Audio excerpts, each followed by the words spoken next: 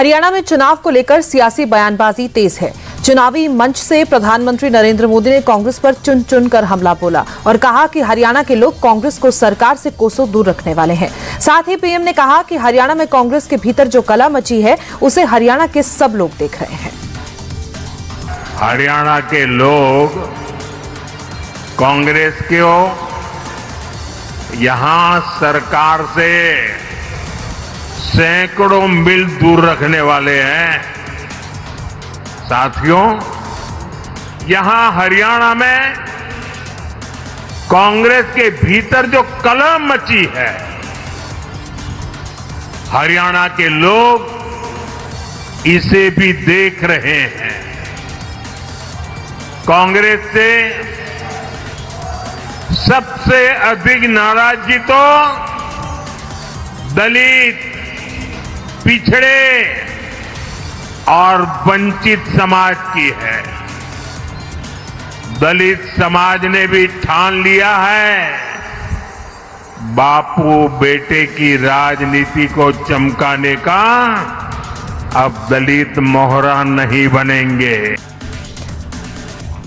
हरियाणा में चुनाव को लेकर कांग्रेस भी कोई कसर नहीं छोड़ना चाहती। बहादुरगढ़ में राहुल गांधी ने दीपेंद्र हुड्डा के साथ रोड शो किया। इस दौरान उन्होंने एक बात साफ कर दी कि हरियाणा में कांग्रेस और बीजेपी की सीधी लड़ाई है, बाकी पार्टियां तो बीजेपी की मदद के लिए लड़ रही हैं। ये जो छोटी छोटी पार्टियां घूम रही हैं, ये बीजेपी की बी टीम, सी टीम, डी टीम, ई टीम,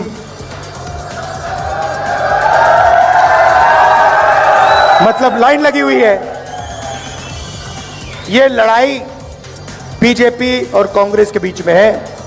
ये लड़ाई कहना नहीं चाहिए, मगर यहां पे कांग्रेस का तूफान आ रहा है। जंगल में आपको कभी आप जाओ, रणथंभौर या जंगल में जाओ, तो आपको एक शेर दिखेगा।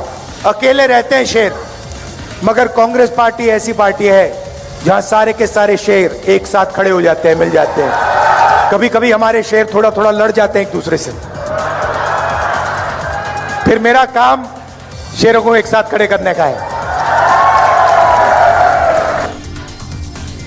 बीएसपी अध्यक्ष मायावती ने भी हरियाणा में चुनावी रैली को संबोधित किया। इस दौरान आरक्षण के बहाने राहुल गांधी पर जमकर निशाना साधा और कहा कि कांग्रेस के नेता आरक्षण को लेकर झूठ बोल रहे हैं। साथ ही मायावती ने कहा कि सच्चाई तो ये है कि कांग्रेस आरक्षण खत्म करना चाहती है।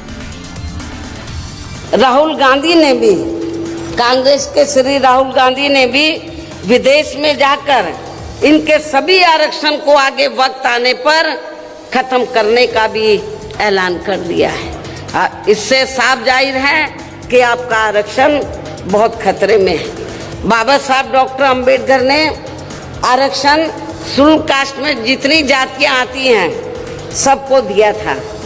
उन्होंने केवल एक जाति को नहीं दिया था, उसमें विभिन्न जातियां हैं, सब कास्टें हैं। जो इन्हें आरक्षण का ये संवैधानिक अधिकार दिया है, तो इसे बचाने के लिए अब यह हरियाणा प्रदेश में हो रहे विधानसभा चुनाव में इन वर्गों को, ऐसी सभी आरक्षण विरोधी पार्टियों को अपना कतई भी वोट नहीं देना है। अब बढ़ते दूसरी बड़ी खबर की ओर। कर्नाटक के मुख्यमंत्री सिद्धारमैया के खिलाफ चल रहे मुद्दा स्कैम केस में नया मोड़ ले लिया। ईडी के ईसीआईआर दायर करने के बाद सिद्धारमैया की पत्नी और इस मामले में आरोपी पार्वती ने उनको मिली 14 साइट्स को सरेंडर करने की पेशकश कर दी है। सिद्धारमैया ने इस इशू पर सफाई देते हुए कहा है कि ईडी ने जो केस दर्ज किया है वो राजनीति से प्रेरित है।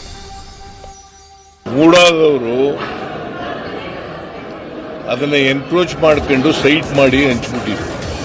ये जमीन मेरी पत्नी के भाई ने उसे तोहफे में दी थी। मुडा ने इसका अधिग्रहण कर लिया, इसीलिए मेरी पत्नी ने मुडा से दूसरी जगह की मांग की।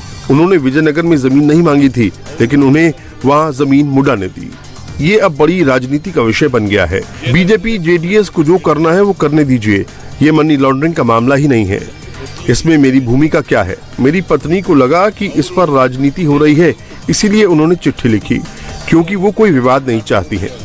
बीएस येदियुरप्पा का केस और मेरा केस बिल्कुल अलग अलग है। उन्होंने जमीन को डी नोटिफिकेशन किया था और इस केस में मैं कहीं शामिल नहीं हूँ। मैं इस्तीफा देने नहीं जा रहा हूँ, चाहे ईडी आए या कोई और एजेंसी, मैं कानूनी लड़ाई लड़ूंगा। आत्मसात। कर्नाटक बीजेपी के अध्यक्ष BY विजेंद्र ने सिद्धारमैया पर जमकर हमला बोला। उन्होंने कहा कि चोरी का माल लौटाने से केस खत्म नहीं हो जाता, चोर चोर ही कहलाता है। विजेंद्र ने कहा कि साइट सरेंडर करने की पेशकश करके सिद्धारमैया ने गुनाह कबूल कर लिया है, अब उन्हें मुख्यमंत्री पद पर बने रहने का कोई अधिकार नहीं है। उस चिट्ठी में लिखा है सिद्धरामैया के वाइफ की तरफ से, सिद्धरामैया वाइफ ने लिखा है नहीं तो सिद्धरामैया खुद लिखाया है, वो हमको मालूम नहीं है। लेकिन ये 2 महीने पहले बोलना चाहिए था, जब भारतीय जनता पार्टी सदन में इस मामले में चर्चा करने के लिए कोशिश की, तब सिद्धरामैया को फैसला लेना चाहिए था। जो गलती हुआ है उसको मान के, हाँ गलत हुआ है हमारा तरफ से, जो निवेश मिला है हमको हम लोग वापस कर रहे हैं, डिसीजन लिया है, ऐसा डिसीजन तब लेना चाहिए था 2 महीने पहले। अभी ये सब चिट्ठी लिखना, इनोसेंस क्लेम करना, ये ठीक भी नहीं रहेगा, जनता भी नहीं मानेंगे, क्योंकि हाईकोर्ट जजमेंट आने के बावजूद भी पॉलिटिकल वेंडेटा, पॉलिटिकल कॉन्स्पिरेसी ये ठीक नहीं है। चीफ मिनिस्टर खुद एक एडवोकेट है, इसलिए वो समझना चाहिए, तुरंत इस्तीफा देना चाहिए मैसूर मुडा के स्कैम में। सिद्धरामैया जी समझ के बैठे थे लोकायुक्त इन्वेस्टिगेशन करेगा तो चलता है, क्योंकि ऑफिसर सभी सिद्धरामैया को जो क्लोज सर्कल में वही लोग हैं लोकायुक्त पुलिस में। सही तरीके से सही ढंग से इन्वेस्टिगेशन होना है तो सेंट्रल ब्यूरो ऑफ इन्वेस्टिगेशन से ही CBI से होना पड़ेगा। तो सिद्धरामैया जी जब ईडी ने FIR रजिस्टर किया है, अभी उसको टेंशन में आके सब डिसीजन ले रहे हैं साइट्स को वापस सरेंडर करने की।